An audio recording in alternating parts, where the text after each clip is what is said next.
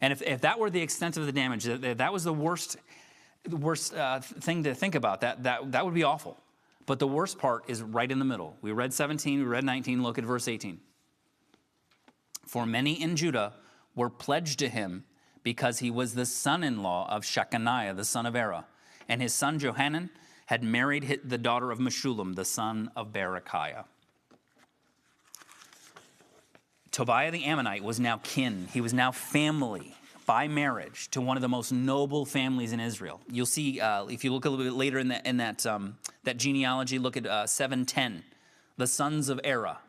That's the family we're talking about. They're third in the entire genealogy. John Gill and other commentators use the priority of that listing, that there are only two families that are listed before them to infer that this is one of the most important families, the most prestigious groups that you want to gain their support. Now, folks in every age know the pain of having horrible in-laws. We just enjoy the holidays. Maybe some of you had to enjoy some horrible in-laws. So am I just blowing this out of proportion? Is it just a matter of having to put up with some people you don't really like that much?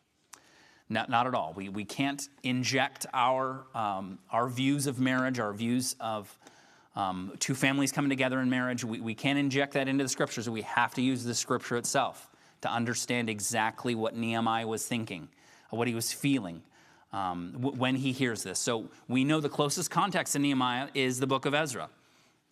You remember from our first sermon in Ezra that Nehemiah was actually called Second Ezra for about 1,500 years. Martin Luther, that was one of his many contributions to our faith, to name Nehemiah. So in looking back, Ezra 7, you remember the first part of Ezra is the recounting of events about 80 years before the life of Ezra, before Ezra comes back. So Ezra 7, we're introduced to that heroic scribe. He receives permission from Artaxerxes to lead an expedition back to Judah. Chapter 8 records who returned, exactly the details of their journey, how they were guarded, how the Lord blessed them and brought them safely. So please turn to Ezra 9. The first thing that Ezra encounters as he arrives back into Jerusalem, the first thing that he realizes, again, a dreadful revelation that things are far worse than he ever imagined.